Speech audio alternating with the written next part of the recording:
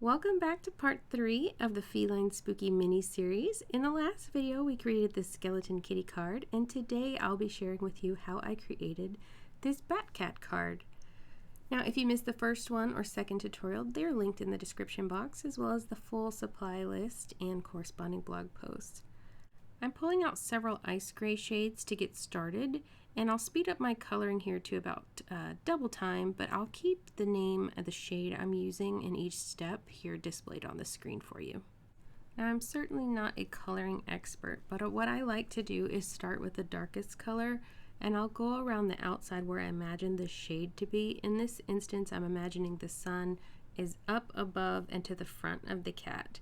So under his chin, down along his sides, under his belly, in his armpits, under his muzzle are the areas where I'm going to put this darkest color. Now this cat doesn't have an illustration of a muzzle, but I'm going to try my best to still emphasize that to give it some shape so his face isn't totally flat. Now I want to point out something on these markers. You see this one says IG6 is the lightest shade, and on the other one it says IG5 is the darkest shade. That's because this ice gray blend marker with the IG5 is the original marker. So it comes in one marker 3 shades. It comes with shade 2, 4, and 5. Then they came out with the shades or the deeper blends. So that marker has IG6, 8, and 9. Then even further, they released another set of markers called the Extends, and that includes IG1, 3, and 6. Each of the marker colors is a little bit different. It's not the same numbers or combinations, but I have all 3 sets, and you can also buy these markers in individual colors if you want.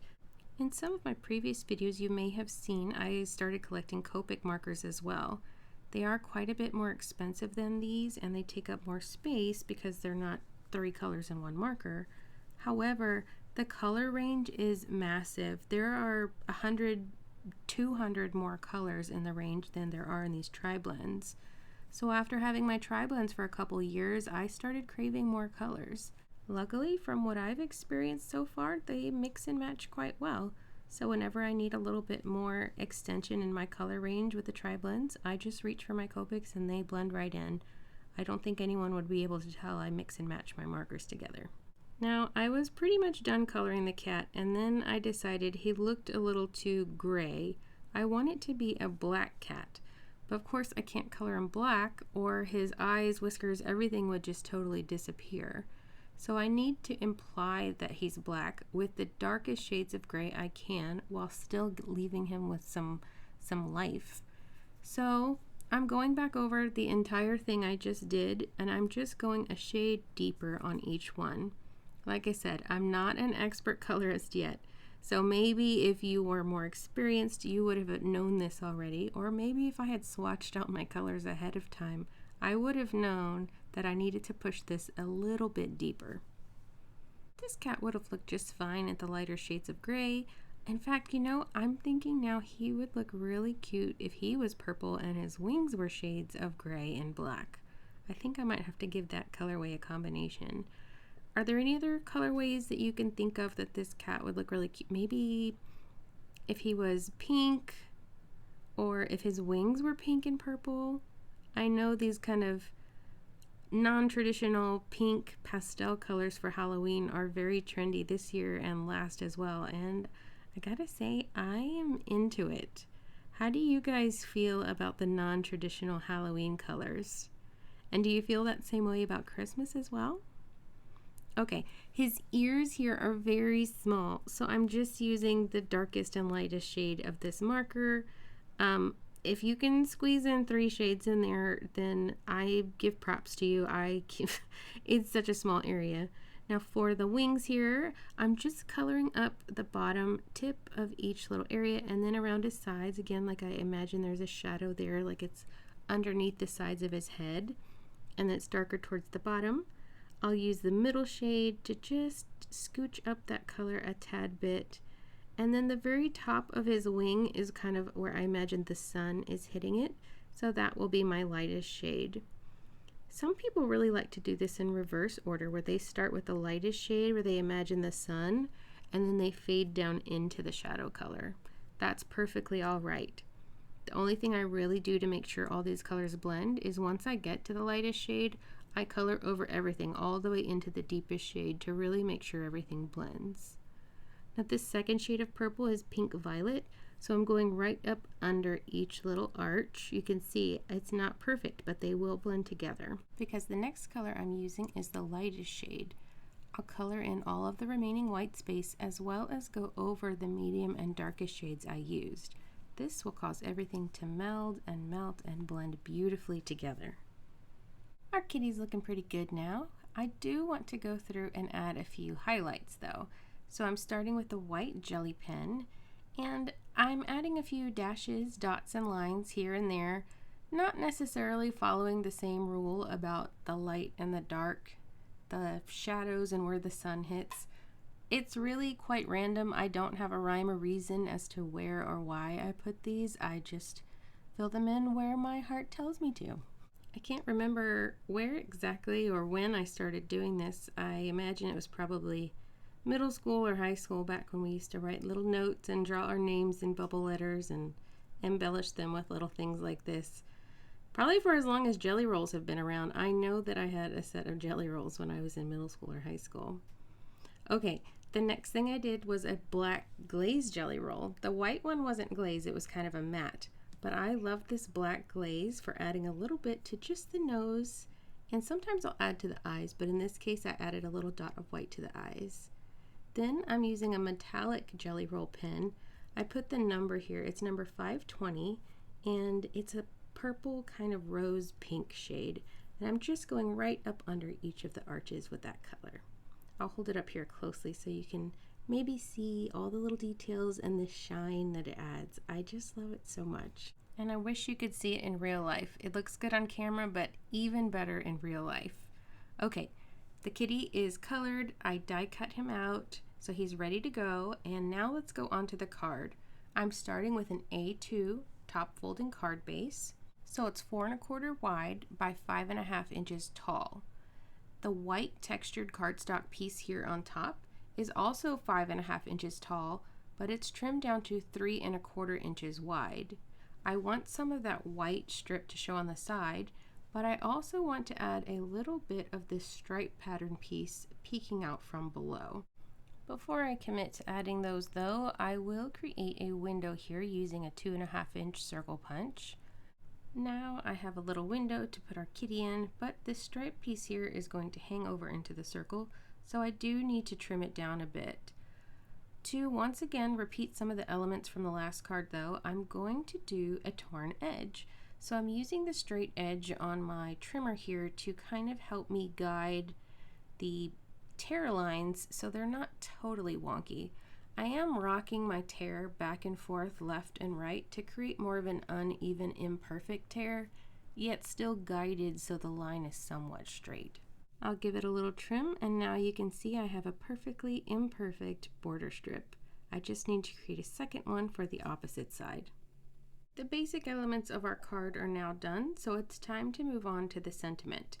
I die cut the word boo from black cardstock 3 times and stacked it up using liquid adhesive.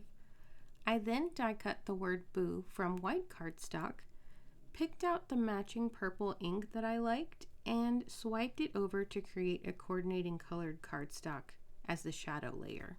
This card is still missing a little something, and I think that's the magic. So to bring the magic, I'm pulling out glitter embossing powders. I can't decide between Disco Ball here on the left and Halo here on the right. I think Halo, it has more of an iridescentness to it. You see that color shift. So I'm taking my die cut boo, this is already stacked up, and I'm using tweezers to press it down into the embossing ink pad before sprinkling on the embossing powder and heat setting it. The kitty was looking a bit flat against the plain white background with the white textured cardstock, so to create some separation and lift, I traced a circle of where the window was to the back of the card, and then I'm ink blending just in the center for a blown out kind of moon glowing or magical look, and there I think it looks much better already. I still am not quite loving the two different tones of white I've created here because I have textured cardstock and smooth cardstock. So to kind of remedy that and to bring in that black, that harsh black I have with the sentiment of boo, I have a window here. I've punched this out using a 1/4 inch smaller circle punch. So the previous one was 2.5 inches and this one is 2.25 inches. And I'll repeat the same technique where I press it directly into the embossing ink pad, sprinkle on the embossing glitter, and heat set it. Now we have a matching magical frame, ready to attach behind the open window. Off screen, I also attached the torn edge strips to the left and right on my sewing machine with a straight stitch. I'm dry fitting everything because I'm ready to start assembling when I started changing my mind yet again. I think the left and right are a bit stark, so they need something more. Of course they need more. I always need more. I've taped off the back edge of my card so the ink doesn't get back there. And I'm using this Catherine Pooler Midnight ink pad specifically because I want to emboss that black glittery edge again like I did with the sentiment and the frame. This ink is special because it stays wet a little bit longer, so I can use it to emboss directly. If you don't have this ink pad and you want to create the same look though, you can swipe directly with a regular black ink pad and then go over it with your embossing ink pad. Then sprinkle on your embossing powder and heat set just as we did before. Typically I do heat emboss from the front of the card. However, with a glitter embossing powder like this where there are some flaky elements, I like to heat set from the rear first. This way the embossing powder starts to melt and grip onto those flaky elements so they don't fly away. Then while the powder is still melty and warm, I'll dip it back in and add another layer. And once again, heat emboss from the rear to decrease the chances of any of those flaky elements flying off, and then go back over the top to smooth everything out. The next thing I want to do is a bit of ink splatter. So to keep my card front level and flat, I'm taking a bit of low tack adhesive, and then I'll splatter on a bit of white pigment ink followed by a clear shimmer ink and let that set aside to dry. While it was drying, I went ahead and stamped my sentiment, attached the boo die cut letters and some twine, and I have some foam adhesive here on the back. And even though it's sticky, I am using a bit of liquid adhesive because I need to attach it over that rough glitter embossing powder we use. This will ensure as it dries it locks in place. It'll also give a little bit of slip, so if I attach this to the card front and it's not quite in the right spot, I still have time to adjust a little bit before everything locks and dries in place. For even more mystical fun, we're attaching the Bat Cat using an Action Wobble spring here. I love these. They fold down flat to go into an envelope, and when your recipient opens their card, they will see a cat bouncing, bobbling, and flying across the card. A bit of splatter in a clear sparkle, white pigment, and black ink will finish off this card. Alright, there we have it. Now stay tuned because the next video up will be this trio of tags. Don't forget the description box will contain the supply list and more information. Until next time, stay crafty.